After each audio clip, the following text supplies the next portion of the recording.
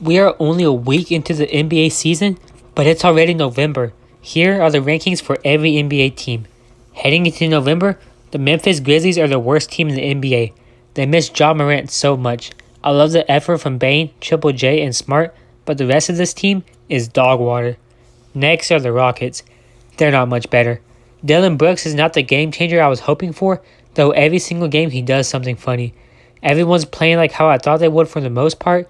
You just can't expect harmony from a young team like the Rockets.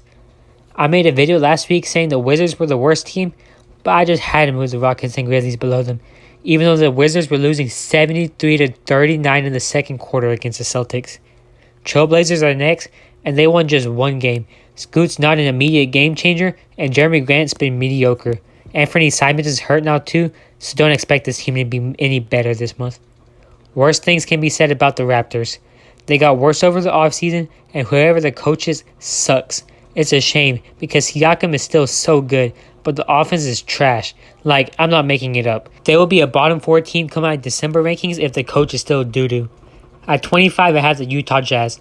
Like Siakam, Laurie is a really good forward stuck in a bad situation. Will Hardy's not bad. It's just that the West is stacked. Otherwise, this team can make the plan without starting quality guards. Walker Kessler may have been overhyped too. First for his defense, and then for being on Team USA. Spurs are 24. I made a whole video about them last week. I highly recommend checking that out. They're going to have to run their team to Wembanyama if they want to win. It's important they start now, so they're not feeding for wins against teams lacking 2 stars. Also, Trey Jones is the least creative offensive player I've ever watched. Scratch that. Jeremy Sochan is. Trey is second. 23 is the Hornets. This feels high, as they were my 29th team in the preseason. Brandon Miller has been one of my favorite rookies. He may be better than Paul George already. Nah, I'm just playing. But I do see a lot of PG in him. He should be inserted into the starting lineup as he can become a top 50 player by the end of the season. 22 is the team who beat them, the Brooklyn Nets. Cam Thomas is starting now. Good for him. And they're also starting my pick to win Rookie of the Year, Ben Simmons. He's doing a great job at center while Nick Claxton is injured. He does everything perfect. And Lonnie Walker is an underrated pickup. He's going to help this team a lot. I have the Cavaliers at 21. They're facing injury issues and just suck without Darius Garland and Jarrett Allen. Dean Wade's having to start, and him, Max Strus, and Isaac Okoro are 3 of the worst starters in all of the NBA right now. Still, Donovan Mitchell is capable of scoring a lot and getting assists, so the Cavs stand a chance and aren't the worst team. I made a video about the Pacers last week saying how they were the worst team, and look at me now. They're now in my top 20, as Tyrese Halliburton and Bruce Brown have played great together. There's still the issue of Bruce Brown not being a combo guard when he needs to be, so they do lack tempo when Halliburton's on the bench. Bulls are 19. Their fall-off isn't as bad as everyone makes it out to be. They should not just rebuild. Levine dropped 51 last month, but they lost that game. Pretty much sums up the Bulls. Kobe White sucks in my opinion. He hasn't been good since UNC, and Patrick Williams hasn't developed at all. I guess they still have hope, but I start Torrey Craig and go small ball. Timberwolves are my biggest dropper from my preseason rankings, I believe. They fall from 10 to 18, and I'm concerned about them. This is supposed to be the year of Anthony Edwards, and he's become the focal point of this team now, which is good. Yet, Cat's limited, it feels. It's sad because he used to be the franchise guy. Now, he has a number 1 pick in Ant and another center in Rudy Gobert to play alongside. Here are at 17. I wasn't high on them coming into the season, and I'm still not. Tyler Hero has been going crazy, but the team overall just isn't exciting. They're too predictable, to be honest. Bam's hurt, and someone needs to step up. They shouldn't leave my boy Tyler Hero to do everything. They're playing lesser and lesser known players by the day, it seems. I got the Pistons at 16. Cade Cunningham's back, and Detroit basketball is good again. Cade's so good, and will win comeback of the player if it wasn't a word. After his injury last season, the team was lifeless, but has been revived by Cade.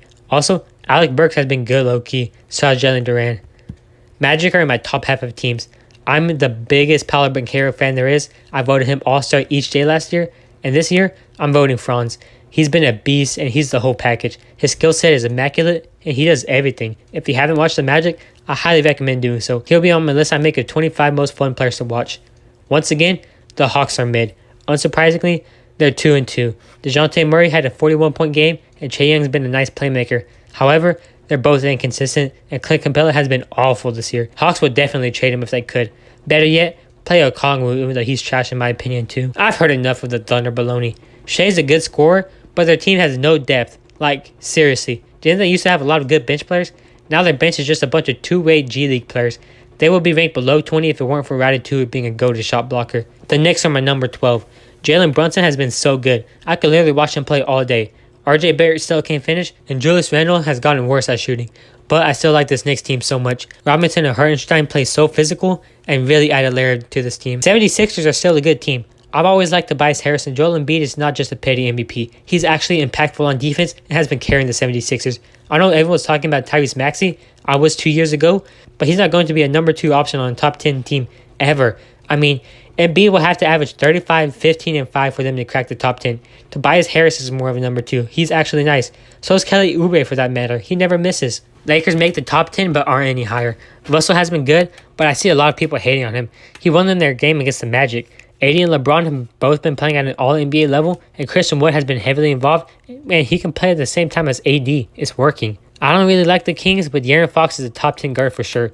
I should post my video of top 10 guards, come to think about it. Back to the Kings though. They're overrated by others in my opinion. I have no idea how they finished as a 3 seed last year, and their offense isn't even that fast. Sabonis can't shoot, Barnes misses a ton, and everything has to go through Fox. Like, the scoring stinks. Keegan Murray is just a catch and shooter. Sabonis is a fraud. Mavericks slide into my top 10 at number 8. They're 3-0, and Luka gets a lot of credit. He's averaging 39 points a game right now, leading the league. He's been magical on the court. His shooting is reminiscent of Joker from last postseason, and he honestly is a guard Jokic. He's winning his first MVP this season as he's carrying the Mavericks. Look out for a full video on them coming soon. Maybe this is too early to introduce them, but the Bucks are at 7. I don't think they're the best team in the NBA or the East even. I probably would have them at number 3 at least if they beat the Hawks last week, but that lowered them significantly. They're gearing up for a long streak of wins as they have an easy schedule this month. Giannis and Dame are 2 of the most consistent superstars of this generation, but Chris Middleton and Brook Lopez are going to have to play good for the Bucks to be legitimate. I wouldn't be relying on Jay Crowder or Malik Beasley for long, though they have been real good as of late. At 6 is a sleeper team. The New Orleans Pelicans just got wrecked by Golden State at home, but there are a lot of positives. Zion is the irresistible force, Brandon Ingram has been good from the mid-range, and McCollum is their best perimeter shot creator. That may be the problem for this team. Matt Ryan and rookie Jordan Hawkins should help there. Those are some strange additions, but I won't question the Pelicans team. Number 5 are a red-hot team, the Golden State Warriors.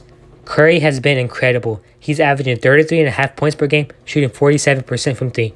He might honestly be in his prime right now. Clutch performance against the Rockets. They beat the Pelicans by 28 and are looking terrific. Chris Paul is coming off the bench now and is playing decent. Moses Moody and Kevon Looney are actually playing good too. It's important they have those faster players. That's what they've been lacking with the few big men and wings they have. Kawhi Leonard and Paul George are on pace to play in 82 games, and they're winning 60 if they do. The defense has been good. They slowed Wembanyama, slowed Franz, and are possibly the best team in terms of individual defenders. They force a lot of turnovers. I love watching them play so much, and on offense, they're nice too. While it is isolation half the game, the few plays they do have are good. Bringing in James Harden opens up a lot of playmaking too. They have the right perimeter players, and factoring that PG, Kawhi, Bones, and Powell are all 3-level scorers, and you're getting 120 points a game. Bradley Beal and Devin Booker have been out, but are both returning this month. Without them, ball movement has been the biggest concern of this team.